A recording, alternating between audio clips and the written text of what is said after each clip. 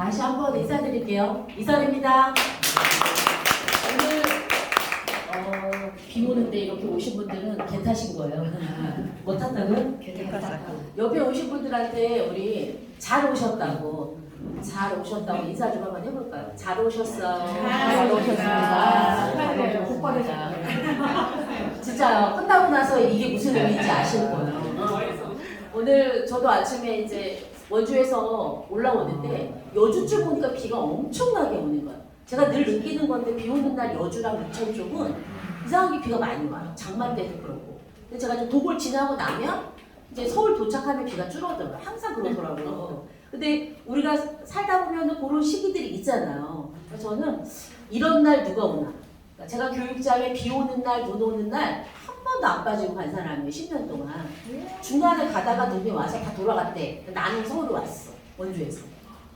제가 그래서 교육장을 10년 동안 한 번도 빠지지 않고 내 자리를 지켰던 사람이라서 이렇게 굳은 날 교육장을 오시는 분들한테 운이 와요.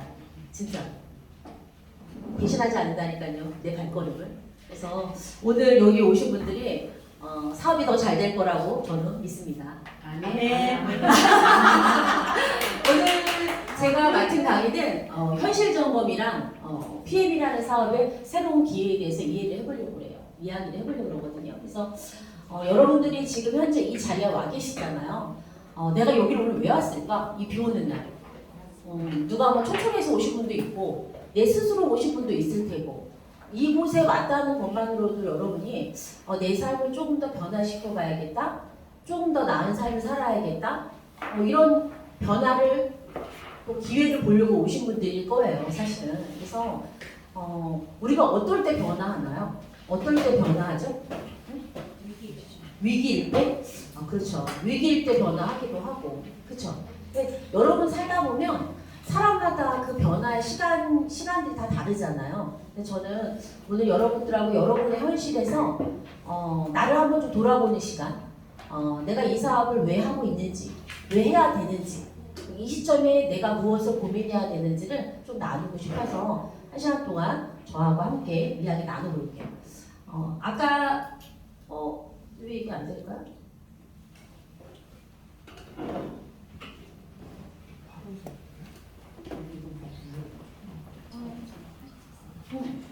잠깐만요. 죄송해요. 그게 아니라 이게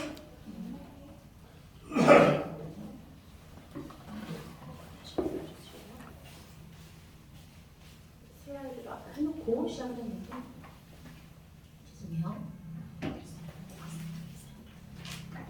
죄송해요. 아까 소개한 대로 저는 1인 기업들 프로코치로 활동을 하고 있고요. 그 다음에 지금 중소벤처기업부에서 사실 소상공인들이랑 중소기업 대표님들 굉장히 많이 만나요. 코로나 때 줌을 통해서 만나기도 했었고 1대1로 만나서 대부분 이야기를 나누기 때문에 지금 누구보다 이 현실적인 점검들을 제가 제일 많이 듣고 있어요. 그래서 여러분들을 만났을 때도 또 여러분이 하고 있는 일도 또 여러분이 비즈니스 오너시잖아요. 그렇죠? 1인 기업이시잖아요. 그렇기 때문에 여러분들이 하고 있는 이 사업의 방향성 그리고 내가 지금 하고 있는 일이 내가 비즈니스를 하는 건지 내가 취미 활동을 하는 건지 내가 지금 소비자인지 부업자인지 이런 나를 규명할 수 있는 시간이 됐으면 좋겠어요. 내가 지금 하고 있는 일이 어떤 일인지를 내 스스로가 재해석해야 돼요. 다른 말로 하면 재정리해 보시면 좋을 것 같아요. 열심히 뛰는데 내가 사업이라는 생각을 못하고 뛰는 분도 있으시더라고요. 그래서 제가 코로나 이후에 지금 하지 않으면 언제 하겠는가라는 책이 있어요. 티페레스가 쓴 책인데 제가 이 책을 보면서 인생의 25%는 자신을 찾는 데 쓰래요. 그리고 남은 75%는 자신을 만들어 가는 데 집중하래요. 나를 찾지 못하면 나를 만드는 일을 하지 않으면 나도 모르는 사이에 사라진대요. 여러분 우리가 목욕탕 하면 때가 있을까요? 때가 목욕탕에만 있나요? 여러분의 때가 언젠가요? 여러분의 때는 지금이에요. 때는 여러분 우리가 만들기도 하고 기회가 오기도 하잖아요. 우리가 지금 팬데믹 이후에 2019년 이후에 어땠나요? 저 같은 경우는 강의가 하나도 없어졌어요. 딱 코로나 시작되자마자 제가 거의 20년 넘게 비즈니스를 했는데 통장의 잔고가 0인 적이 2019년이 처음이었어요. 처음이었어요. 어떻게 했을까요? 제가 손가락만 빨고 있었을까요? 저는 어떻게 했냐면 그 위기가 왔을 때 저를 변화시켰어요. 첫 번째 제가 한 게 뭐냐면 줌에 관련된 책을 샀어요. 온라인 클래스라는 책을 딱 샀더니 줌을 가동하는 방법이 책에 나와 있는 거예요. 그래서 사이트에 들어가서 줌을 켜보고 유료로 가입시켜보고 줌을 활용해서 컨설팅을 해야겠다라고 생각을 한 거죠.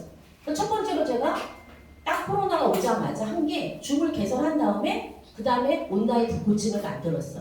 근데 제가 실수한 게 뭐냐면 크몽에다가 올렸더니 전화가 너무 많이 오는 거예요. 거기는 불특정 다수가 아니라 필요한 사람들이 돈을 내고 이렇게 사는 거잖아요. 그래서 제가 뺐잖아요. 너무 많은 전화가 오는 거예요. 제가 뭘 느꼈을 거예요? 아, 코로나 시국에도 사람들은 일을 찾고 있구나를 감을 잡은 거예요. 그래서 어떻게 했을까요? 제가 깔때기를 이렇게 만들었죠. 처음에 크몽에다 깔때기를 깔았는데 너무 많은 사람이 전화를 오니까 제가 단계를 만들었어요. 어떻게? 독서 모임 만들고 그 다음에 코칭 만들고 멤버십 프로그램 만들고 이렇게 단계별로 우리가 마케팅을 할 때 비싼 것만 있으면 될까요? 우리 제품만 봐도 어때요? 미끼 상품이 있고 중저가 제품이 있고 고가가 있잖아요. 그러면 온라인에서 제가 무언가를 판매할 때 어떻게 해야 될까요? 단계별로 있어야 되는 거야. 저는 온라인 북코칭으로 이렇게 모객을 해요. 뭐 5만 원 정도 받고 모객을 해요. 그 다음에 그분들이 들어와서 저와 같이 독서 모임을 해서 커뮤니티가 만들어지면 오픈 채팅방에서 제가 매일매일 정보를 드리는 거예요. 거기서 모닝 미라클도 했었고요. 주식 공부도 했었고요. 뭐 코인 공부도 했었고요. 그러니까 사람들한테 서비스를 무료로 막 제공해 주는 거예요. 그래서 오픈 채팅방에 1000명이 넘었어요. 그 1000명이 넘는데 얼마나 걸렸을까요? 6개월도 안 걸렸어요. 6개월도 안 사이에 많은 사람들이 들어오게 된 거예요. 근데 저는 그럼 1000명 정도 들어오면 거기서 몇 프로랑 저랑 함께 할 수 있을까요? 10%만 잡아도 1000명 정도 오픈 채팅방에 들어오면 10% 정도가 수익을 낼 수 있더라고요. 그분들하고. 그래서 제가 코로나 시국에 2년 동안 북코칭이랑 1대1 트레이닝이랑 컨설팅을 같이 거기서 이렇게 구현했죠. 그래서 그때 만나신 분들이 대부분 무언가를 찾고 있는 분들이었어요. 그래서 저는 그렇게 코로나 시국에 더 돈을 많이 벌었어요, 사실. 사람들이 저한테 코로나에 강사 수입은 다 끊겼는데 코로나 덕에 저는 덕본 사람이에요, 사실은. 왜요? 온라인에 돈이 있다는 걸 감을 잡은 거예요. 책 한 권 때문에. 리프트라는 책을 사서 보고 추계 전환 이런 다양한 책들을 딱 사서 봤는데 지금 디지털 전환되면서 돈이 오프라인에서 온라인으로 옮겨가고 있구나. 이걸 감을 잡은 거예요. 지금 오프라인하고 온라인을 같이 돌려야 돼요. 여러분의 PM 사업도 온라인과 오프라인이 같이 가야지 오프라인만 가도 안 되고요. 온라인만 가도 되지 않아요. 두 개 다 동시에 함께 돌려야 이 디지털 전환 시국에 여러분들의 파이프라인이 굳건해지는 거거든요. 그러면 지금 코로나가 끝났어요. 끝나고 난 후에 어때요? 분위기 어때요? 감이 막 오세요? 막 내가 체감이 돼요? 뭐 바뀌었던 게 느껴지세요? 잘 모르시겠어요? 뉴스를 틀면 어때요? 뉴스를 틀어보면 어때요? 감이 막 오지 않아요? 전세 사기. 요즘 시국이 어때요? 요즘 영끌 이런 것들이 뉴스로 남의 얘기 같죠? 그쵸? 근데 어때요? 지금 제 지인이 대출을 1억 4천을 받았을 때 이자를 40만 원을 냈는데 지금 이자를 65만 원 이상을 낸대요. 이런 얘기 저는 가깝게 듣는 거예요. 자영업 하시는 분들이 소상공인에서 2%대 대출 받아서 장사를 했는데 좀 대출이자가 얼마예요? 뭐 8%막 이렇잖아요. 이런 게 주변에서 내가 느끼지 않으면 내가 당해보지 않으면 와닿지 않는 거예요. 근데 저는 코로나 시국에 내 통장에 잔고 빵 얻는 게 20년 만에 처음이었거든요. 근데 제가 그 시국에 계속 저는 학습했어요. 즉시 내가 배우고 바로 실행해보고 바로 배우고 실행해보고 그때 제가 미국 주식도 공부해서 오픈 채팅방에 엄마들하고 미국 주식을 했거든요. 수익을 냈죠. 엄청 냈죠. 금도 샀죠. 달러도 샀죠. 유로도 샀죠. 왜? 누가 알려줬을까요? 책에서 알려준 거예요. 지금 수많은 유튜브만 틀면 정보가 다 있어요. 사실은. 오늘 강의도 마음만 먹으면 집에 앉아서 들을 수 있죠. 하지만 오른쪽으로 듣고 왼쪽으로 빠지죠. 집에서 유튜브 듣는 건. 나한테 확 와닿지가 않잖아요. 강의랑은 또 다르잖아요. 현장감이 없으니까. 그러니까 저는 이 코로나 시국에 이렇게 들어가는 트렌드를 보고 내가 뭘 공부해야 되지를 고민했어요. 첫 번째는 투자를 해야겠구나. 이 코로나 시국에 갖고 있는 종잣돈 갖고 투자해야지. 이제 그러고 저는 거기에 관심을 가진 거죠. 여러분 코로나 시국에 어땠어요? PM 사업자분들 제가 감동받았던 게 코로나 시국에 제일 열심히 뛰었어요. 제 주변에 PM 사업을 하고 있는 사업자분들을 만나죠. 그 코로나 시국에 1대1로 점조직으로 다 사업하더라고요. 와 신기해. 그 코로나에 모이지 말라는데도 PM 하시는 분들은 다 모여서 그룹으로 몇 명씩 모여서 다 사업하고 계셨어요. 제가 그걸 봤죠. 그러니까 사업이 더 잘 되는 거예요. 코로나 시국에 PM 사업자분들은 더 잘 됐을걸요? 그쵸? 저는 그걸 보고 이 회사가 될 수밖에 없겠다라고 생각했던 거예요. 사실은. 지금 타사들은 코로나에 힘들었어요. 굉장히 많이 힘들었어요. 매출 떨어지고 사업자들 이탈되고 교육 돌아가지 않아서 문 닫고 빠르게 온라인을 접목한 그룹만 살아남았어요. 코로나에 줌을 빨리 시작한 그룹들은 네트워크에서도 쳐지지 않았는데 줌을 안 한 거야. 끝날 줄 알고 기다린 거죠. 그러다가 뭐 3개월, 4개월 넘어가서 줌으로 교육 안 하다가 그룹이 막 이탈되고 사업자들이 딴 데로 가고 막 이렇게 된 거예요. 줌을 빨리 한 그룹만 다시 살아남았어요. 저는 제가 다닌 교회도 코로나 오기 전에 라이브 예배를 드렸거든요. 목사님한테 얘기했죠. 제안했죠. 우리 교회도 라이브로 유튜브로 보내고 라이브로 송출해서 예배 드리는 걸 시장으로 해보면 좋겠다고 마케팅을 해드렸어요. 목사님이 흔쾌히 오케이 한 거예요. 코로나 전에 저희는 이미 유튜브로 다 찍어서 올리고 라이브 예배를 했어요. 그래서 저희 코로나 왔을 때 우리 교회는 너무 쉬웠어요. 이미 하고 있었거든요. 그래서 우리는 더 부응했어요, 사실은. 그래서 여러분들이 지금 느끼는 이 체감이 피부로 와닿지 않지만 뉴스만 보면 느낌은 있잖아요. 내가 이 시국에 지금 뭐를 해야 되지? 내가 뭘 준비해야 되지? 지금 내가 갖고 있는 이 PM이라는 도구가 정말 나한테 도움이 될까? 아니 이 도구를 가졌다면 어떻게 해야 되지라는 고민해 보셔야 돼요. 그래서 저는 지금 뉴스에서 나오는 단어들을 제가 키워드를 한번 적어봤어요. 변동성, 불확실성, 복잡성, 모호성. 이게 지금 현대사회, 지금 우리가 살고 있는 이 시국에 기업이나 개인이나 가장 키워드로 가장 내세우는 말들이에요. 변동적이죠, 불확실하죠, 복잡하죠, 모호해요. 너무 속도도 빠르죠. 물가 상승, 빈부격차, 불안정한 세계 경제 상황, 디플레이션, 인플레이션, 예측을 넘는 집값, 상대적 빈곤감, 저출산, 초고령화, 저성장, 저금리, 디지털 시대, 챗 GPT, 인공시대 다 아는 단어들이죠. 근데 저게 뭐 어떡하라고. 저 많은 단어들이 나한테 와 닿아요? 와 닿으세요? 저는 챗 GPT 작년에 나왔을 때 검색했는데 잘 검색이 안 되더라고요. 그런데 올해 어때요? 올해 검색해보세요. 정말 무지막지하게 많은 것들이 나와요. 제가 저희 딸이 대학생인데 과제를 하는데 저한테 과제를 하는데 봐달라고 왔어요. 제가 어떻게 했을까요? 챗 GPT로 했죠. 쫙 검색해가지고 딸내미한테 쭉 보냈더니 우리 딸이 어머 이거 어디서 구했어? 제가 뭐라고 했을까요? 야 너는 어떻게 이거를 도서관 가서 찾고 있니? 지금 같은 시국에 챗 GPT로 찾아야지. 우리 딸이 입이 이만해진 거예요. 근데 교수들이 요즘 차단해요. 근데 교수들도 밥벌이가 안 되는 게 챗 GPT가 있기 때문에 다 애들이 그걸로 검사해서 숙제를 내니까 교수들이 머리가 아픈 거예요. 과제를 다 이걸로 하는 거예요. 그래서 골치가 아프대요. 그러니까 지금 이 시대가 지금 디지털로 전환되면서 속도를 내는 분이 있고 여전히 여전하신 분이 있어. 여러분들의 삶이 여전하실 거예요? 삶을 역전하실 거예요? 어떻게 하실까요? 여전하실 거예요? 역전하시고 싶으시죠? 삶을 내가 선택하는 거잖아요. 저는 이런 단어들이 막 올 때 내 삶에 영향이 있는 분들만 느끼는 거예요. 제가 지금 소상공인들 많이 만난다고 했잖아요. 지금 대출을 받은 분들은 가게를 접으면 대출금을 다 갚아야 돼요. 나라에서 정부 자금을 받아가지고 가게를 대출을 했죠. 그래서 장사를 하다가 장사가 안 돼. 접고 싶은데 못 접어. 접는 순간 어떻게 해요? 대출 받은 거 다 갚아야 돼요. 그러니까 울며 겨자 먹기로 어때요? 대출금을 다 갚지도 못하니까 가게를 닫지도 못하고 빚만 계속 지고 있는 거예요. 여러분, 우리 PM 사업할 때 초기 투자 비용 얼마 들어요? 13만?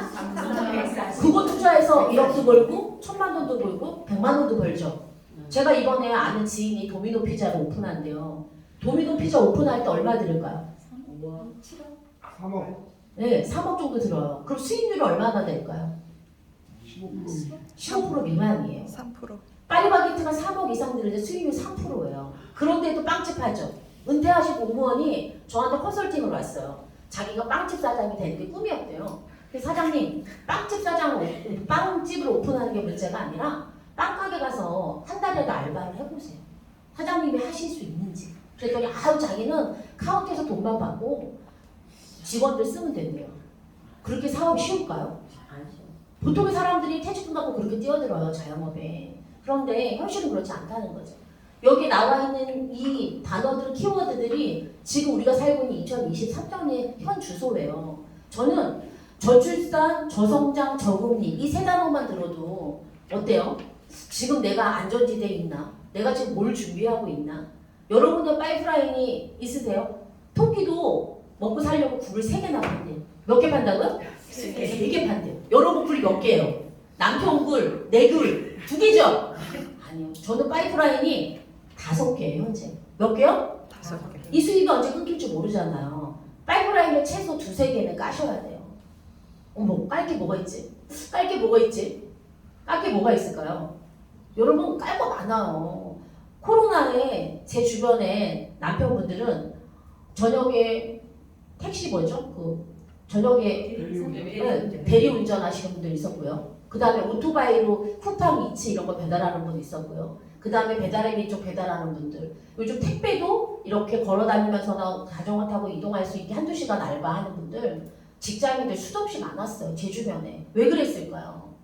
이게 대안이 없는 거예요. 다들. 제가 그런 남자분들 이렇게 이제 상담 교회에서 만나서 보면 딱 월급에서 한 달에 50에서 100만 원이 부족하대요. 부인이 좀 벌어줬으면 좋겠는데 부인이 애 키운다고 집 밖을 안 나간대. 어쩔 수 없이 자기가 벌어야 돼서 50에서 100만 원 더 벌려고 밤에 나간다는 거예요. 그게 형식이에요. 그런데 사실 우리 소비를 줄일 수 있어요? 지금 뭘 줄일 거예요? 줄일 수 있어요. 먹는 걸 줄이겠어요? 교육비를 줄이겠어요? 어떻게 줄일 수 있는 게 있어요? 뭘 줄여요? 줄일 게 없어. 그럼 어떻게 해야 돼요? 더 벌어야죠. 더 벌어야 되잖아요. 그런데 아무것도 안 하고 이 코로나가 끝나고 나면 다시 돌아갈 수 있다고 생각을 한 거죠. 다들. 근데 저는 다시 돌아갈 수 있을까요? 못 돌아가요. 이미 우리가 코로나 시국에 온라인을 통해서 편안함을 느끼셨죠. 제 주변에 지금 60대 언니들 쿠팡 다 주문하세요. 처음에 온라인에서 무슨 물건 주문하고 못 샀겠어요? 홈쇼핑만 했지. 그쵸? 근데 지금 어때? 코로나 2년 동안에 대부분 온라인에서 물도 사고 커피도 사고 막 사봐서 거의 다 쿠팡을 하세요. 다들. 그래서 쿠팡 매출이 어때? 쿠팡이 적자였잖아요. 손정리가 적자인데도 불구하고 투자를 얼마나 많이 했어. 왜 그렇게 했을까요? 이 물류가 이 유통이 돈이 된다는 거죠. 그래서 하지 않았을까 생각이 들어요. 근데 코로나 시국에 어디가 돈이 제일 많이 벌었겠어요? 택배 회사들 저희 형부가 지금 창원에서 물류 택배 영업소가 아니죠. 물류 센터를 해요. 직원이 한 50명 되거든요. 형부가 지금 한신택배를 하고 있는데 한신택배에서 이사로 퇴직하고 회장님한테 받은 선물이거든요. 그러니까 거기 내려가셔서 직원들 한 40-50명 데리고 물류센터를 하는데 형부가 그러더라고요. 코로나에 정말 미치는 줄 알았대요. 너무 많아서 택배가.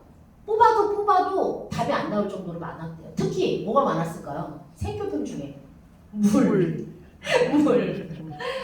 생수도 그렇게 많았대요. 그래서 그렇게 물을 시켜 먹었다고 막 그렇게 농담 삼아 그러셨는데 지금 이 코로나 이후에 내가 어떤 걸 해야 될지 지금 여러분이 하고 있는 일이 얼마나 굉장히 트렌드한지를 오늘 여러분이 알고 가시게 될 거예요. 저는 지난 3월 말에 아는 지인이 연락이 왔어요. 강원대 교수들인데 연락이 온 거예요.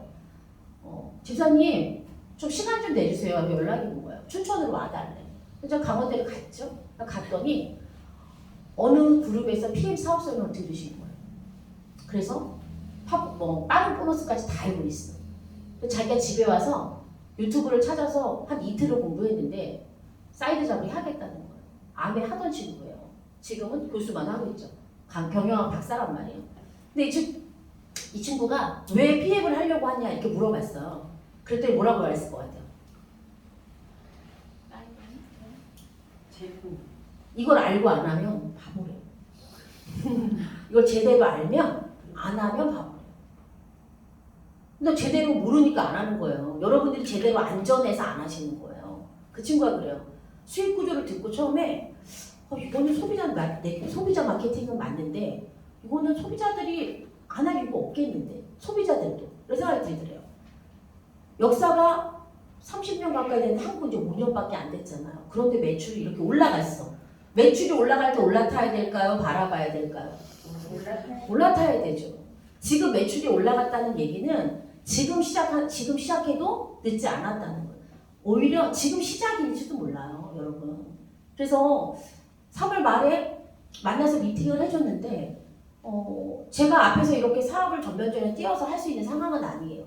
저 같은 경우는. 그래서 제가 얘기를 했죠. 제 상황을. 교육만 도와달래. 교육만. 그럼 자기가 주도적으로 해보겠대요. 그래서 오케이 했죠. 그랬더니 그 다음날 향장학 교수를 또 후원한 거예요. 그래서 강대에 있는 화장품을 강의하는 교수를 또 데리고 온 거예요. 또 만났어. 그래서 그분이 자기도 하기로 했대요. 왜요? 그랬더니 중국에서 의대를 다녔대요. 중국어를 엄청 잘하시는 그런 분인데 중국에서 PM이 난리래요. 보따리 아줌마들이 PM 제품을 갖고 들어갈 때 박스도 무겁잖아요. 다 뜯어가지고 낱개로 해가지고 여행용함에 깍깍 넣어서 간대요. 얼마나 비싸게 팔까요? 누구한테 팔까요? 막 서민들한테 팔까요? 이게 프리미엄이잖아요. 직구를 팔 때 누구한테 팔까요? 돈 있는 사람한테 파는 거예요. 그래서 자기가 중국에 있는 이렇게 친구나 지인들한테 물어보면 다 한국에서 PM 제품 갖고 들어거든. 돈 낸다고. 그런 얘기를 듣는다는 거예요. 근데 우리는 어때요? 이런 얘기 들으면 어때요? 돈을 엄청 번대요, 중국에서 지금. 화장품 하시는 분들은 대부분 외국으로 유통하고 수출할 때 한국 제품 뭐를 갖고 가요. 보통 화장품 하나를 수출하려고 베트남 갈 때도 한국 제품 중에 잘 나가는 제품을 껴서 팔아요. 매출을 일으키려고. 그런데 PM 제품은 화장품 갖고 가면서 갖고 가면 어때요? 제일 구색이 잘 맞잖아요. 건강기능식품 화장품이에요. 그래서 지금 중국 쪽은 보따리 장수를 주선 조선 쪽에다 한족들 중에서 에스테틱 하는 분들이 많이 한대요. 발 마사지 이런 마사지샵 하는 분들 있죠. 그런 분들이 한국에서 많이 글로 유통을 하고 있대요. 그러니까 그런 정보를 듣고 있었던 거예요. 그런데 본인한테 이게 오지 않았던 거죠. 그래서 여러분 지금 우리가 이 코로나 이후에는 소비자 네트워크를 지금 갖고 계시다면 사업을 좀 더 적극적으로 조금 더 도전적으로 접근하시면 좋을 것 같아요. 지금은 사업자 한 명이 소비자 1000명을 대신한다고 해요.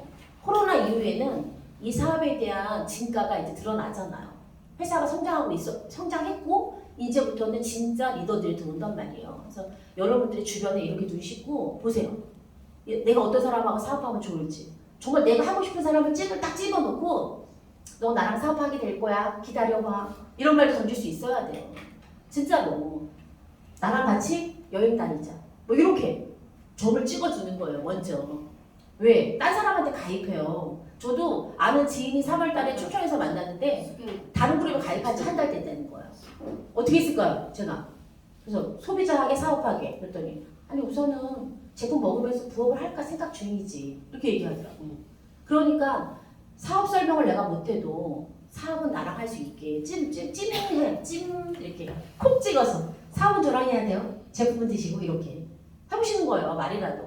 나중에 시간 지난 다음에 갔더니 딴 사람하고 사업하고 있으면 어때요? 속이 타잖아요. 그러니까 여러분들이 이 시국에 내가 PM을 먹고 있는 소비자들 중에 사업자를 찾기도 하지만 처음부터 사업자를 찾아보시기도 하셔야 돼요. 그래서 이 책들이 지금 코로나에 제가 읽었던 책들인데 직장이 없는 시대 가운데 하는 킥 이코노미. 이 킥이 뭘까요? 여러분 우리가 코로나 때 여러 가지 책들 중에 저에게 도움을 줬던 책들이에요. 추계전환이라는 책도 아마 보셨을 거예요. 그리고 파이어족은 지금 20대 아이들 중에 코인으로 파이어족 된 아이들도 많고요. 벌써 파이프라인을 깔아서 은퇴한 아이들도 많아요. 우리가 지금 이 경제적 자유를 얻으려고 이 젊은 MZ 세대들은 틀려요, 우리랑. 굉장히 다른 사고방식들을 하고 있기 때문에 평생 일해야 된다고 생각하지 않아요. 평생. 우리는 직업이 평생 있으면 좋지 이렇게 얘기하죠. 근데 젊은 친구들은 그렇게 생각하지 않아요. 빨리 은퇴하고 싶어요. 경제적 자유를 이루고 빨리 은퇴해서 나머지 삶을 살고 싶어 하지 평생 일하고 싶지 않아요. 여러분 평생 일하는 거 좋으세요? 그렇죠? 어떤 일을 하느냐겠죠. 그래서 내가 지금 읽고 있는 책, 여러분의 삶을 앞으로 5년 뒤의 삶, 1년 뒤의 삶을 바꾸고 싶다면 지금 내가 만나는 사람을 바꿔야 된대요. 두 번째는 내가 읽고 있는 책이 뭔지를 한번 확인해 보세요. 나는 어떤 책을 읽고 있나? 나는 요즘 어떤 책을 읽고 있나? 어떤 신문을 보고 있나? 어떤 잡지를 보고 있나? 내가 만나는 사람이 나의 미래래요. 여러분 누굴 만나? 성공자들 만나고 있지 않나요? 경제적 자유를 얻은 사람들이 이곳에 와서 만나잖아요. 그렇죠? 그게 앞으로 여러분의 미래가 될 수 있어요. 5년 뒤에. 멀리 갈 필요도 없다. 1년 뒤의 삶도 예측할 수 있는 거죠. 이 안에 있다면. 그래서 여러분들이 조금 더 나의 삶을 한번 뒤돌아봤으면 좋겠고요. 제가 이제 신문 자료들을 쭉 찾아보니까 지금 가장 현실 점검에서 노후 준비를 못한 이유가 뭐냐라고 물어보니까 현재 소득이 적어서래요. 80%가 노후 준비를 왜 못하십니까? 라고 물어보니까 현재 소득이 적대요. 그럼 어떻게 해야 돼요? 소득을 늘리려면 어떻게 해야 돼요? 투자? 쓰리자? N잡으로 해야 되는 게 맞아요. 요즘은요 N잡 하는 중년 세대가 되게 많아요. 40대 50대들이 주변에 N잡 하는 분들이 굉장히 많아요. 그래서 노후 준비 못한 이유가 현재 소득이 적어서래요. 노후 준비는커녕 지금 당장도 힘들다는 분이 80%래요. 그리고 은퇴 후에 소득원이 1등이 뭘까요? 국민연금이 80%예요. 여러분 국민연금 잘 내고 계세요? 잘 내고 계세요? 네. 그런데 이게 노후 준비, 경제적 측면의 노후 준비가 되냐고 물어봤을 때 노후 준비 끝났다라고 말한 사람이 7%밖에 안 돼요. 7.9%예요. 그런데 연령대별로 봤을 때 자산 규모가 40대, 50대 가구 자산을 보니까 57%래요. 가장 자산이 많은 50대, 40대, 50대도 노후 준비가 안 돼 있대요. 그런데 우리가 아이들 교육에다 얼마를 써요? 엄청 많은 돈을 쓰고 있죠. 저는 사실 아이들 자녀 교육에 돈을 많이 안 쓴 부모예요. 왜 그랬을까요? 초등학교 때 우리 아이들이 이제 학교에서 적성검사 이런 거 많이 해갖고 오잖아요. 근데 우리 아이들은 국영수가 아니더라고요. 미술, 음악, 체육이야. 둘 다. 저희 큰아들은 사회성이 1인데 창의가 9예요. 우리 딸은 미술, 음악, 체육인 거예요. 그래서 어떻게 했을까요? 제가 국영수 학원에다 막 뺑뺑이 돌렸을까요? 아니요. 저는 아이들 그냥 초등학교 때 대한학교를 다녔는데 시골에 전교생 11명 있는 학교를 다녔어요. 그래서 그 학교에서 우리 아이들은 주말 농장 하고요. 페인팅 칠하고 농사 짓고 만들기 하고 뭐 난타하고 벽화 그리고 영화 보고 맨날 놀았어. 메뚜기 잡고. 그래서 그냥 자연 속에서 살았어요. 저는 그렇게 키웠어요. 일부러. 왜 그랬을까요? 결국은 우리 아이들한테 전 초등학교 4학년, 5학년까지는 자연 속에서 우리 아이들이 많이 누리게 하고 싶었어요. 사실은. 그게 남는 거일 수도 있다는 생각을 했어요. 왜냐면 국영수가 이미 아니더라고요. 공부는 재능일까요? 재능이 아닐까요? 재능이에요. 재능이 없는데 그걸 억지로 때려서 시켜서 앉아서 가르친다고 될까요? 아니요. 재능을 찾아야죠. 그러니까 초등학교 때 이미 저는 우리 아이들의 재능을 찾았어요. 사실은. 그래서 기본적인 것만 했던 것 같아요. 온라인으로 초등학교 때 이미 저는 영어로 온라인으로 인잉글리시라는 걸 통해서 영어로 온라인으로 수업을 시켰고요. 그 다음에 음악, 미술, 체육은 원 없이 악기도 하나씩 체육도 하고 그리고 아이들하고 여행 진짜 많이 다녔어요. 방학 때 어학연수 2달씩 필리핀으로 보내주고 제가 호주로 보내주고 이렇게 방학 때만 나가게 해준 거죠. 공부를 안 시켰어요. 국영수만 안 시켰어요. 우리 딸 고등학교 안 갔어요. 검정고시 보고 그 다음에 영어만 뒷답해서 IELTS 6점면 준비하고 유학 준비하고 대학은 한국에서 코로나 와서 검정고시 대학을 갔어요. 그래도 다른 아이들하고 다르지만 자기 친구들 비교해보면 자기 성적이면 저보다도 못 갔대요. 검정고시 해서 대학 간 거예요. 그러니까 우리 아이가 저는 그래요. 답이 있다고 생각하지 않아요. 대학이 답이 아니거든요. 저는 업의 시대라고 생각해요. 우리가 어떤 일을 직장도 바뀌잖아요. 어떤 업을 할 건지 내가 평생 어떤 일을 할 건지가 중요하잖아요. 그래서 아이한테 본인이 잘할 수 있는 걸 찾아보라고 했어요. 근데 우리 딸이 미용을 해보고 싶대요. 그래서 메이크업을 배우겠다 그래서 고1 때 제가 강남으로 보냈죠. 그래서 우리 아이가 고1 때 서울에 올라와서 1년 동안 강남에 있는 유명한 메이크업 학원을 다녔어. 어른들하고 같이 다닌 거예요. 그러니 어땠겠어? 서울에서 혼자 살았죠? 거기다 어른들하고 수업 같이 들으면서 어른들 얘기를 듣잖아. 고1인데 친구들 한 명도 못 만났어요. 그런데 어때요? 자기가 볼 땐 메이크업도 3D래요. 엄마, 끼케야 교수 아니면 방송국 화장 메이크업 하는 사람인 거예요. 막상 현장에 나와보니까 자기한테 비전이 안 되는 거예요. 1년 자격증 따고 스톱 했거든요. 그리고 나서 이 아이가 이제 겨울방학 때 멕시코 선교 다녀오고 미국에 드림빌딩 하러 미국에 있는 대학들 한 6, 7개 그 다음에 기업들 아니 뭐 마이크로소프트 뭐 애플 이런 드림빌딩 하는 프로그램을 참여해서 3주 동안 미국을 갔었는데 거기 다녀오고 우리 아이가 확 바뀌었어요. 제가 어릴 때부터 지론이 있어. 사람은 보여준 만큼 꿈을 꿔요. 보여주는 만큼 소유해요. 제가 20대 때 8남매 중에 제가 7번째인데 알바를 해서 돈을 벌었는데 저희 엄마가 돈을 모으지 말래요. 엄마한테 주지도 말래요. 무조건 여행을 다니래요. 저희 엄마가 그랬어요. 그러면 네가 원하는 걸 얻을 수 있대요. 근데 뭐 엄마가 말해서 다니는 게 아니라 그냥 여행을 좋아했던 것 같아요. 20대 때. 그래서 저는 여행 속에서 사실 많은 영감들을 받아서 대학 때 이미 사업을 하고 있었거든요. 저는. 그래서 그때부터 저는 제 사업이 시작됐던 것 같아요. 그래서 중간중간에 물론 어린 유치원도 해보고 시사회사 들어가서 이렇게 기업체도 들어가고 했지만 결국 저는 제 사업을 하는 게 맞더라고요. 성향상. 남의 밑에 가서 일하는 게 솔직히 제가 아까운 거예요. 어느 순간 조직에 가서 매출을 일으켜줬는데 한계를 느낀 적이 있어요. 제가 어떤 회사에 가서 매출을 1년 동안 60억을 했는데 그 다음에 1월 달에 신년회 할 때 그 회사의 회장님이 밥 사 먹으라고 사업자, 그때 제가 교육본부장이었거든요. 같이 일하는 분들하고 밥 사 먹으라고 봉투를 줬는데 제가 그 봉투 때문에 사표를 냈어요. 그 봉투에 얼마가 들어있었을까요? 10만 원. 저 봉투에 수표가 3장 들어있어서 아, 소고기 살 수 있겠구나 라고 생각했어요. 봉투를 딱 열었는데 30만 원이더라고요. 여러분 1년 매출 60억 한 교육본부장한테 그 회사의 오너가 30만 원을 줬을 때 여러분은 어떠세요? 꾹 참고 다녀야 돼요? 저는 내가 볼트와 너트가 아닌데 내가 이 회장에 돈을 벌어주는 볼트와 너트가 아닌데 이 사람이 리더를 못 알아보는 거잖아요. 그 다음날 사표를 써서 제가 본사로 올라갑니다. 올라가서 회장님하고 담판을 줬어요. 한번 사주서 드렸어요. 그러니까 이렇게 다 조직을 만들어 놓고 어떻게 그만둘 수 있냐는 거예요. 저는 제가 받는 돈이 제 프라이드라고. 그동안 제가 쌓은 커리어가 있는데 1년 매출을 60억 했는데 30만 원을 주세요. 제가 그랬어요. 대놓고. 300만 원 줘도 될까 말까인데. 그리고 많은 사람 앞에서 줬잖아요. 밥 사 먹으라고. 많은 사람들 앞에서 10년에 하면서 전국에 있는 분들 다 모는 데서 밥 사 먹으러 준 돈이잖아요. 그럼 제가 그 돈을 제가 썼겠어요? 파트너들하고 밥을 사 먹었겠죠. 교육본부장한테 돈을 30만 원을 주는 회장을 보면서 조직에서 여기까지다. 저는 여기까지다라고 생각했어요. 내가 볼트와 너트로 일하는 건 여기까지다. 이제 누구를 위해서 일해야 돼요?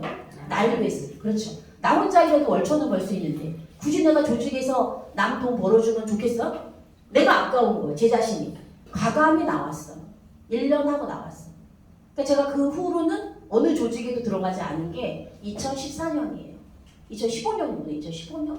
15년 이후로는 제가 저를 위해서 지금 살고 있는 것 같아요.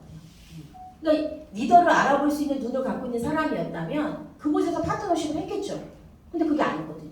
여러분은 지금 PM 회사하고 파트너십 하시는 거예요. 그렇죠? PM이 여러분 어때요? 여러분을 사업을 도와주는 파트너십 해주고 계시잖아요. 그러면 회사를 보고 선택하셨을 거고 그룹을 보고 선택하셨잖아요. 이 중심에는 사실 내가 버는 돈이 내 프라이드가 돼야 돼요. 여러분 여기서 PM에서 내가 50만 원 벌려고 오신 분도 있지만 인생을 바꾸려고 오신 분도 있죠. 그리고 내가 이 파이프라인을 통해서 내 자식이 대대까지 파이프라인을 물려주려고 하는 분도 있으실 거예요. 그러니까 내가 어떤 마인드로 어떤 생각으로 이 사업을 하고 있는지를 한번 다시 오늘 규명해 보시면 좋을 것 같고 이렇게 현실적으로는 국민연금을 보면 2024년 정도 고갈된다는 데이터가 있어요. 저는 2040년에 얼른 일시불로 받아야겠어요. 이 데이터를 보고 나 빨리 2040년에 일시불로 남편하고 받아야지. 저 그랬어요. 우리 아이들은 국민연금 어때요? 마이너스 적자가 얼마래요? 마이너스 적자가 엄청나 124조였던가 그랬던 것 같아요. 제가 봤을 때 2042년부터 국민연금만 바라보신 분들 있으시죠? 지금 세대분들은 60대 넘으신 분들은 받을 수 있으세요. 그런데 저희 아이들 세대는 국민연금이 어떻게 될지 몰라요. 사실은 잘 운영하고 있는지 국가가 알 수가 없죠. 국민연금만 믿고 있는 분들이 80%라는 얘기예요. 그럼 여러분이 이 자리에 와 있다는 건 나는 국민연금 말고도 또 다른 수익을 만드시겠다는 거잖아요. 그래서 제가 작년에 강독회, 5시간 강독회를 온라인으로 했는데 뉴타입의 시대라는 책을 가지고 어떤 작가분이, 어떤 강사분이 5시간 강독회를 했어요. 5시간. 여기 몇 명이 들어왔는지 아세요? 이 강독회를 하는데 이 안에 들어온 사람의 숫자가 680명이었어요. 온라인으로. 돈을 받고 하는 온라인이었는데 이 책을 처음부터 끝까지 강독을 합니다. 강사가. 프레임을. 근데 거기에 보면 제가 정리를 해놓은 게 있는데 보면 잘 안 보이시죠? 어떻게 가치를 만드는가? 어떻게 경쟁하는가? 어떻게 사고하는가? 어떻게 일하는가? 비즈니스 전략은 어떻게 학습하는가? 어떻게 조직을 운영하는가? 이 24가지에 관련된 내용들이 책 안에 있어요. 정말 비즈니스 시작하시는 분들한테 제가 꼭 권하는 책이거든요. 이 책이 생각의 프라임을 뉴타입으로 바꾸라는 말이 뭐냐면 우리가 20세기 후반부터 21세기까지 생각들의 사고방식, 행동 양식을 우리가 보통 올드타입이라고 해요. 그러면 지금의 타입은 뉴타입이라고 말한단 말이에요. 그럼 지금 현재 2023년을 살고 있는 우리 뉴타입의 사고방식은 어떤 거냐? 어때요? 올드타입은 정답을 찾는데요. 그럼 뉴타입은 뭐래요? 문제를 찾는데요. 여러분, 정답을 예전에 찾았다면 지금은 문제를 찾는데요. 내가 왜 돈이 없지? 내가 왜 일을 하고 있지? 질문을 던져보는 거예요. 사고방식 자체가 바뀌는 거죠. 올드타입은 예측을 했대요. 그런데 뉴타입은 어때요? 구상한대요. 상상하는 거예요. 저는 굉장히 상상력이 뛰어난 사람이에요. 누구에 대해서? 저에 대해서. 굉장히 호기심이 많아요. 그러니까 제가 지금까지 제 이력서를 어느 날 이렇게 써서 한번 쭉 다 써본 적이 있었는데 어떤 데 가서 이렇게 진단하는 프로그램을 갔는데 그동안 성취했던 스토리를 다 적어보래요. 근데 너무 많은 거예요. 제가 이력서를 쭉 다 써봤어요. 근데 제가 직업을 한 17개를 바꿨더라고요. 17개. 20살부터 지금까지 겹치지 않아. 아이템이 17개가 바뀐 거예요. 그런데 어때요? 아이템만 바뀐 거예요. 시스템은 다르잖아요. 똑같은 거예요. 아이템을 바꾼 거죠. 그래서 구상하고 상상했던 것 같아요. 코로나 왔을 때도 앞으로 어떻게 살아야 될지를 구상해보고 상상하고 행동했던 것 같아요. 그러니까 여러분들이 지금 내 삶에서 조금 더 나은 삶을 살고 싶으시면 구상하시고 상상해 보셔야 돼요. 내 삶을. 그리고 성과 지표로 관리했다면 지금은 의미 부여를 해야 돼요. 내가 알고 있는 PM 사업에 가치를 내가 어디다 두고 의미를 어떻게 두고 뛸 건지를 고민해 보셔야 되고요. 과거에는 생산성을 높였다면 지금은 놀이를 접목하는 거예요. 일을 가장 잘하는 사람은 즐기는 거예요.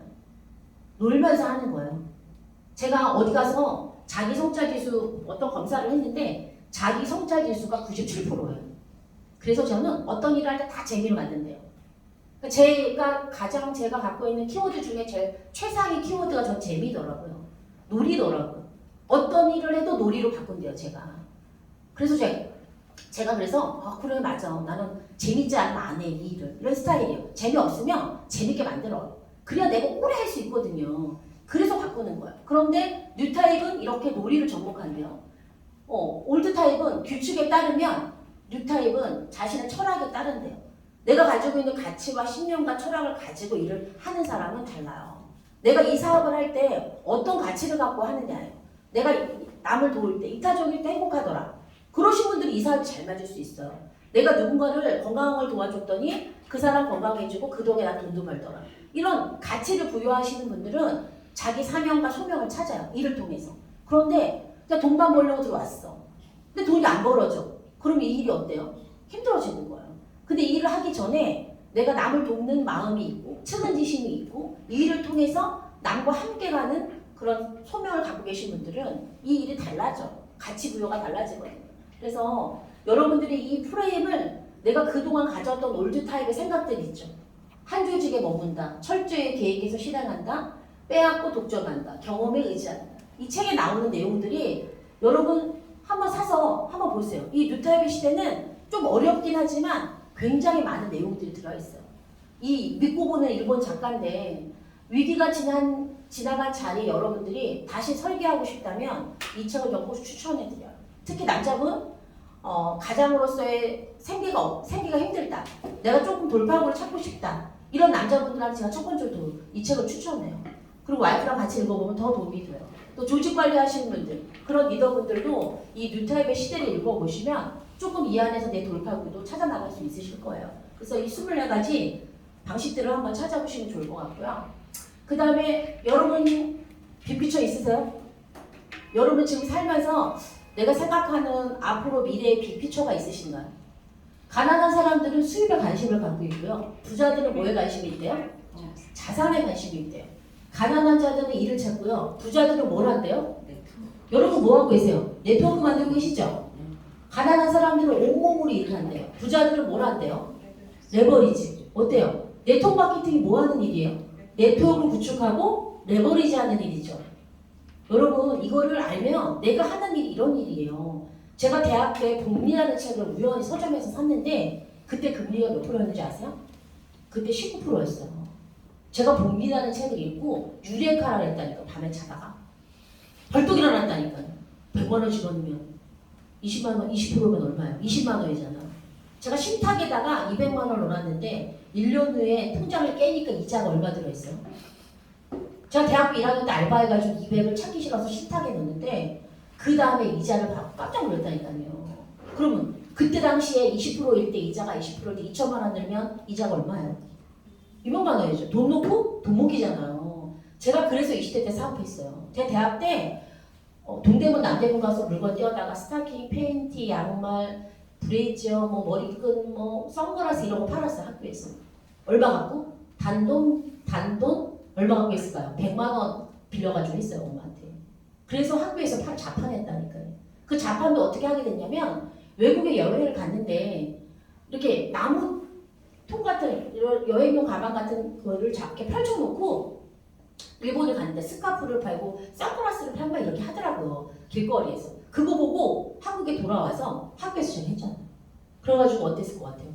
돈 많이 벌었죠. 그 당시에 대학 때 200, 300을 알바로 벌었다니까요. 아니 아무리 과외를 해도 50만 원 이상 못 버는 거예요. 그래서 제가 저녁에 바텐더 알바도 청소하는 거 2시간 알바를 한 5개 했는데도 먹고 살아지는 게 힘든 거예요. 부모님한테 손 안 벌리고 대학 4년을 졸업했거든요. 저희 엄마는 제가 그렇게 돈 많이 벌지도 몰랐을 거예요. 집을 안 내려갔거든요. 명절에만 내려갔어요. 6개월 알바하고 첫 번째로 한 게 제가 차를 샀어요. 6개월 알바를 하고 제일 먼저 발휘될 만한 기동력이 있으면 돈을 더 벌겠더라고요. 그래서 그 당시에 빨간 스쿠프 아세요? 빨간 스쿠프를 중고로 샀죠. 2명밖에 못하는 스쿠프를. 친구들 5명씩 탔죠, 제 타에. 그것 타고 강릉 가고 막. 빨간색 스쿠프를 사서 트렁크에다가 박스 넣고 자판에 걸려서 돈을 벌었었어요. 그래서 내 삶의 레버리지를 그때 했던 것 같아요. 외국 여행 갔다 오면 아이템이 보여요. 그 당시 일본을 갔을 때도 스티커 사진이랑 DDR이라는 게 있었어. 명동에 강남에 들어왔죠. 몇 년 후에. 제가 여행 갔을 때 그 DDR을 보고 야씨 저거 돈 많이 있으면 강남에다 깔면 떼돈을 벌 텐데. 그랬는데 한 7, 8년 후에 한국에 들어왔어요. 그리고 즉석 사진도 저희 오빠가 사진관을 지금도 하고 있는데 일본 가서 사진을 보고 오빠한테서 얘기를 했어요. 오빠 사진을 찍으면 바로 나와. 돈만 집어넣으면 자판기에서. 우리 오빠 에이씨 그런 게 어딨어. 사진관하고 오빠가 저희 오빠가 그러는 거예요. 그래서 아 진짜라니까. 이따가 도쿄 가면 오빠 그 귀 한 달만 사오면 떼돈 벌 것 같지 않아? 제가 그랬어. 근데 그때 뭐 어때요? 돈이 있어요 없어요? 아이템은 보이는데 돈이 없는 거예요. 제가 그 20대 때. 그러니까 그런 감은 있었던 것 같아요.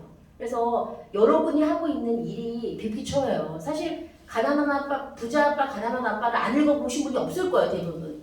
이 책에 나오는 책이 전 사실 이 책을 우연히 읽었었는데 로버트 기요사키를 내독하기 전에 읽었단 말이에요. 저는. 그 책을 읽으면서도 그랬어요. 아, 내 수입의 크기가 속성을 내가 잘 몰랐구나.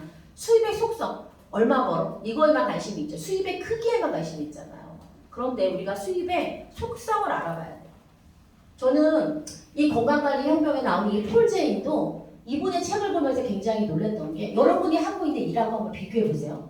보세요. 웰리스의 필수 산업에 필요한 5가지 특징이 있대요. 첫 번째가 저렴한 가격, 두 번째가 단위 내금, 세 번째가 지속적 소비, 네 번째가 보편적인 선호, 다섯 번째가 짧은 소비 기간이래. 어때요? 여러분 우리 사업하고 비교해 볼까요? 우리 저렴한 가격이야. 오토식 정책으로 캐시백 시스템이 있죠. 두 번째 다리, 레그래요. 구정 광고로 탁월하게 또 빠른 흡수 때문에 구정 광고도 잘 되죠. 그쵸? 세 번째 지속적 소비야. 우리가 어때요? 건강에 대한 관심이나 이런 것들이 있기 때문에 지속적으로 소비자들이 소비할 수 있죠. 또 보편적인 선호에서는 우리가 알약 타입의 가짓수 많은 게 아니라 어때요? 올인원 주스잖아요. 이게 지금 웰니스 산업의 필수 조건이래요. 5가지가. 피임이 들어가요? 안 들어가요? 다 들어가요. 제가 이 책을 읽으면서도 유래가 했다니까요. 사실은. 폴 제인이 이야기하는 이 웰니스 산업에 제가 예전에 한번 강의 때 얘기했어요. 몇 조 시장? 6조 시장이에요. 6조 시장. 우리 아웃도어가 몇 조 시장인 줄 아세요? 한참 우리 아웃도어 유행했었잖아요.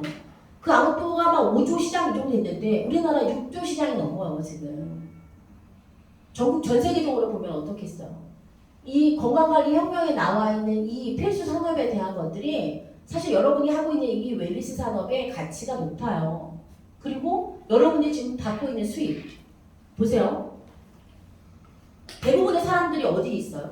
직장이 아니면 여기 전문직, 자영업. 이 사사분명은 현금의 흐름을 이야기하는 건데 많은 사업자분한테 보셨을 거예요. 보통의 일반적인 사람들이 어때요? 시간과 돈을 맞바꾸는 직장 생활을 하거나 아니면 시간과 돈을 바꾸는 전문직의 자영업을 해요. 이 자영업은 제가 제일 와닿는 사람이 저예요. 왜냐하면 저희 팔남매 중에 7명이 자영업자예요. 사진관, 미용실, 세탁소, 중국집 이런 것들을 해요. 어때요? 내가 아프면 문을 닫아야 돼요. 시스템이 나기 때문에. 저는 그래서 어릴 때 장사는 추구도 안 해 이랬어요. 그럼 커서 뭐 할까요? 저는 사업한다 그랬어요. 왜 그랬을까요? 사업은요, 내가 없어도 시스템을 만들어 놓으면 돌아가요, 안 돌아가요? 돌아가죠. 근데 저희 식구들은 가족여행을 하고 못 가는 거예요. 중국집 하는 큰언니는 40년 했어, 손자장을. 자식이 6명인데 가족여행 간 적이 없어.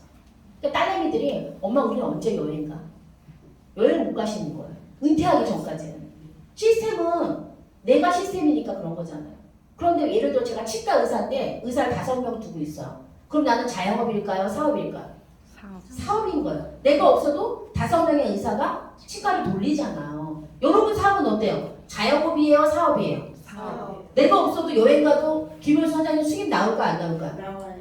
그렇죠. 네트워크 마케팅이야말로 진짜로 이 사사분명 안에 어디 있어요? 비즈니스 오너에 계신 거잖아요. 우리가 E하고 S에 많은 사람들이 있지만 우리가 어디로 넘어가야 돼요? B하고 I로 넘어가야 되거든요. 그러면 네트워크를 통해서 내가 비즈니스 오너가 됐어. 그래서 조직을 만들어서 조직이 커졌어. 그럼 여기서 내가 사업 투자하러 넘어가려면 어떻게 될까요? 네트워크에서 투자하러 넘어가는 건 내가 복제를 시켜서 내 산하의 PT 조직이, CL 조직이 생기고 그 조직이 돌아가면 어때요? 나는 투자자가 된 거예요. 우리 서유석 부장이 이미 투자자가 되신 거예요. 네트워크 안에서도 비즈니스 오너가 되고 투자자가 될 수 있어요. 전 네트워크 하면서 돈 벌어서 왜냐면 땅을 샀어. 저는 어디하고 땅을 쪼개면서 샀어요. 뭐 일시불 플러스 받을 때마다 거기서 10%만 재투자하고요. 나머지는 땅을 샀어요. 시간이 지나고 나서 남는 게 없으면 어떡해요? 엄마가 그랬어요. 땅은 사람. 저 밭을 샀어요. 밭을. 그동안 밭을 샀어요. 조경사업이 해보고 싶어서 저는 밭을 샀어요. 사실은. 저는 정원을 꾸미는 게 사실 제 버킷리스트 중에 하나야. 가든을 해보고 싶어요. 유럽을 갔더니 정원이 엄청 많아요. 아침 고요원의 수목원 같은 정원을 많이 본 거예요. 유럽을 가서. 그런 걸 나중에 노후에 해보고 싶은 거예요. 그 노가다를. 저는. 꽃을 좋아하는 저는. 지금도 좋아하지만. 그래서 돈을 벌어서 지금 PM 사업 여러분들이 비즈니스 오너에서 돈을 벌어서 투자를 하시는 거예요.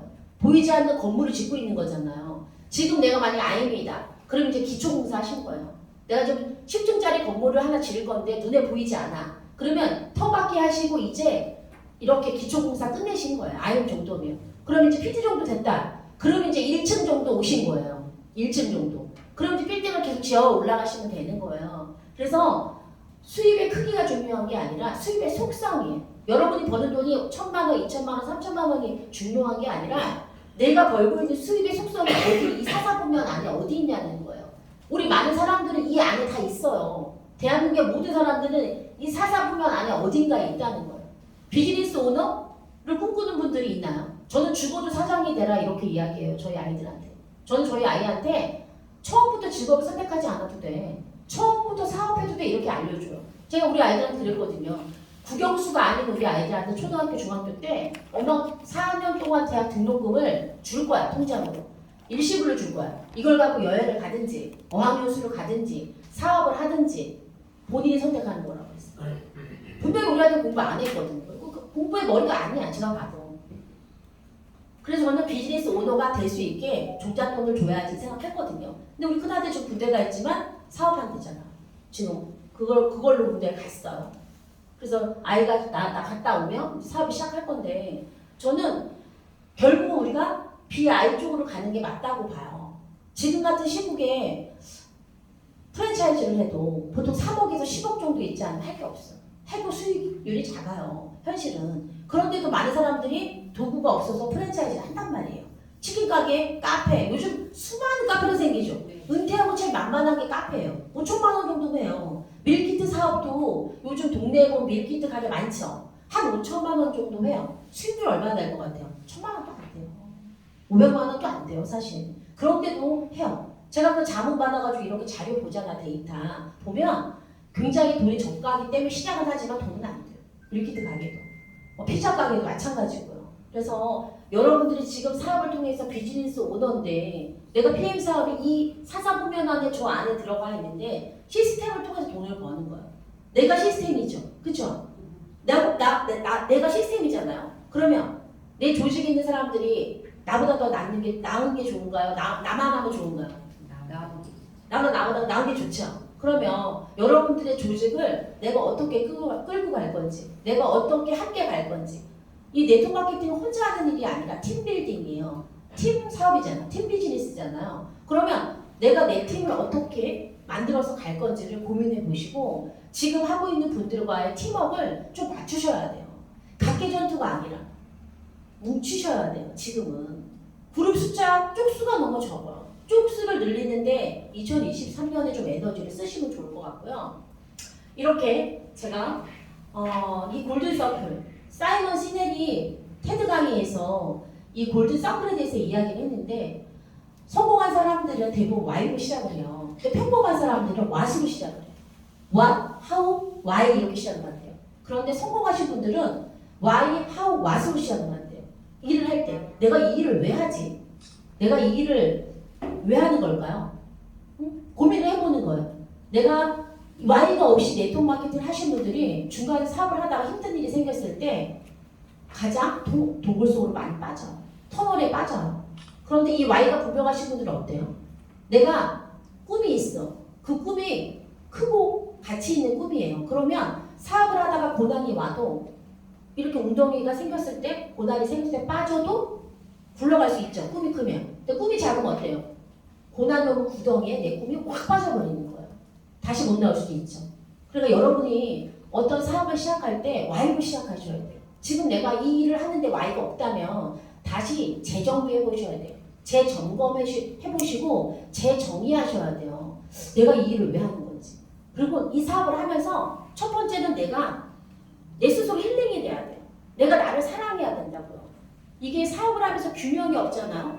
굉장히 힘든 일이에요. 비즈니스가 쉬워요? 안 쉽잖아요. 근데 균형이 없는 분들이 많아요. 환경 정리가 안 돼. 집에 애들도 정리가 안 돼. 남편도 정리가 안 돼. 집안도 청소도 안 해. 뭐 밥간일 한다고 밥도 안 해줘. 막 꼬라지가 막 말도 아니면 어때요? 가족들이 협조를 할까요? 기본적으로 환경 설정을 잘 하셔야 돼요. 저는 이 사업하기 전에 내가 과연 내 주변 정리가 됐는지를 한번 생각해 봐야 돼요. 내가 시간을 내야 되는 일이잖아요. 그쵸? 그러면 내 집안 정리부터, 내 아이부터, 내 가족부터 정리하시고 그 다음에 바깥에 나와서 일하시고 내 영적인 상태까지 이 세 가지의 균형을 맞추셔야 비즈니스가 잘 돼요. 여러분 저는 처음에 30대의 젊은 엄마들하고 사업할 때 재정까지도 상담했던 것 같아요. 사업할 때 어떻게 내가 사업을 시작할 건지 비즈니스를 할 건데 근데 여러분들이 내가 지금 내 삶의 균형에 맞는지 내가 이 사업을 어떤 Y를 가지고 하는지를 좀 재정의해 보시고 재확신해 보시면 설계해 보시면 좋을 것 같고요. 제가 마지막으로 영상 하나를 준비했는데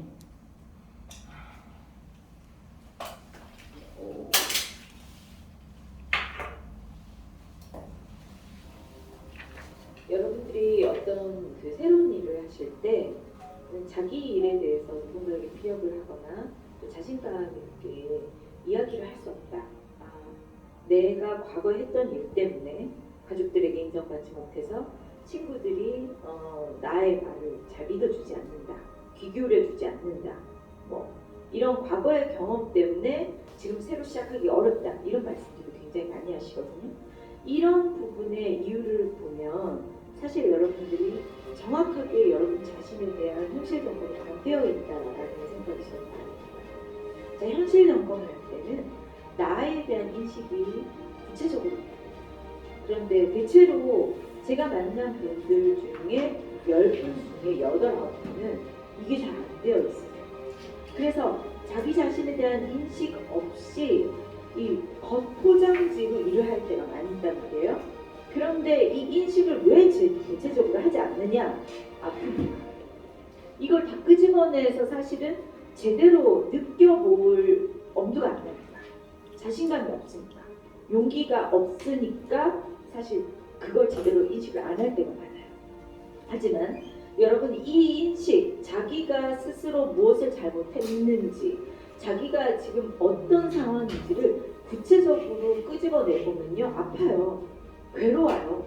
피하고 싶어요. 근데 그거를 구체적으로 끄집어내고 울 수 있으면 한바탕 우는 것도 좋아요.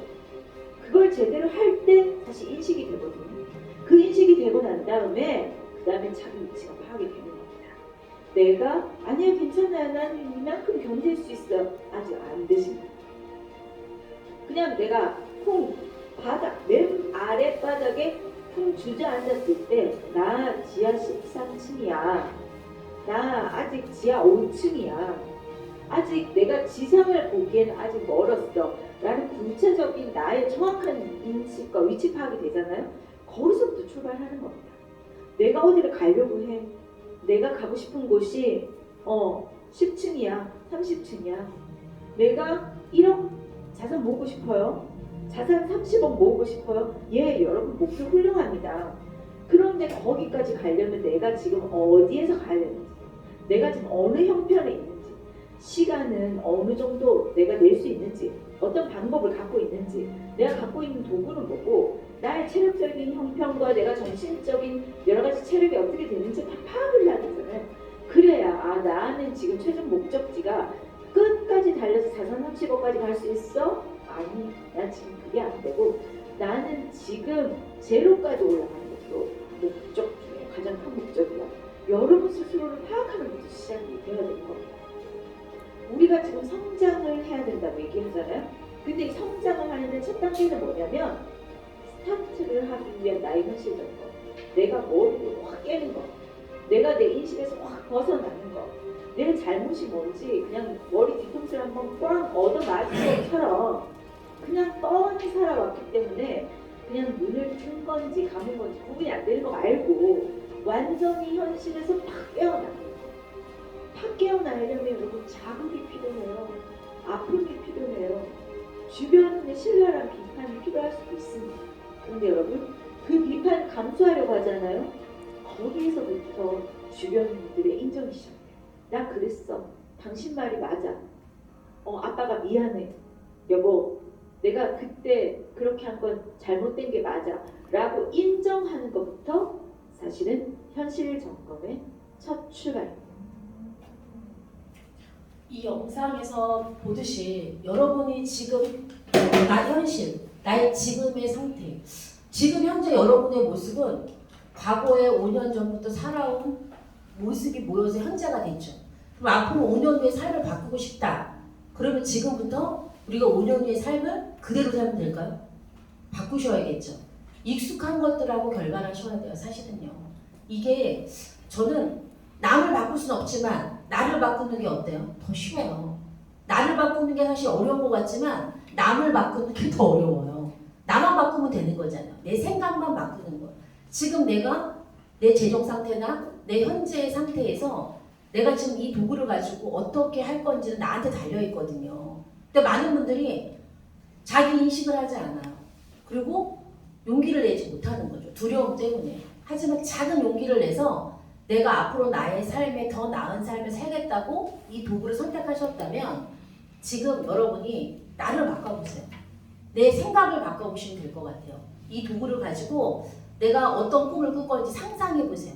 내가 앞으로 어떤 조직을 만들고 어떤 리더가 돼서 어떻게 여행을 다닐 건지 꿈꿔보세요. 그러시면 여러분 마음에 씨앗이 딱 생기는 순간, 꿈을 터치하는 순간 어때요? 현실이 돼요. 근데 꿈을 꾸지 않는 거죠. 아유 무슨 꿈이야 이 나이에. 지금도 먹고 살기 힘들어 죽겠는데 무슨 꿈이야. 개꿈이지. 이렇게 부정적인 생각을 하시는 분들은 미래가 있을까요? 여러분 희망은요 누가 주는 게 아니잖아요. 제가 갖는 거잖아요. 저는 20대 때 8남매 중에 내가 제일 잘 돼야지 이런 생각을 했어요. 왜? 저는요 자영업하는 저희 가족들이 너무 안쓰러웠거든요. 본인 시스템이니까 여행 한번 못 가. 회식 한번 잘 못해요. 가게 문을 다 늦게 닫잖아요. 그냥 먹고만 사는 친구들이야. 근데 거기서 벗어나질 않아. 아무도. 그러니까 제가 너무 답답한 거야. 미용실을 하는 저희 오빠한테도 오빠 차라리 직원들을 고용하고 오빠는 다른 걸 하면 어때? 미용 학원을 하든지. 그런데 못해요. 내가 없으면 가게가 안 돌아간대. 그럴까요? 여러분 사업자가 여러분이 없으면 안 돌아가요? 그렇지 않아요. 여러분 지금 같은 디지털 시대에 우리가 디지털 영토를 확장하려면 온라인과 오프라인을 넘나들어야 되고요. 지금 우리 아이들이 사는 시대는 확 달라요. 지금 하고 있는 직업들은 앞으로 없어질 거예요. 2030년이면 일자리들이 다 바뀔 거란 말이에요. 저는 지금도 우리 아이한테 넌 뭐가 돼야 돼, 뭐가 돼야 돼 이렇게 말하는 엄마들 제일 안타까워요.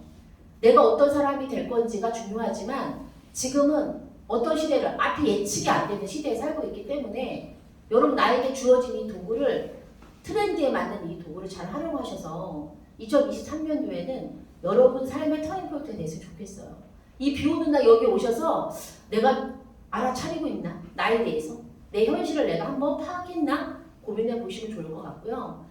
이 강의를 통해서 오늘 돌아가셔서 내가 앞으로 내 삶을 어떻게 그려볼까 하고 설계도를 한번 그려보시면 좋을 것 같아요. 1시간 동안 감사했습니다. 이걸로 마치겠습니다.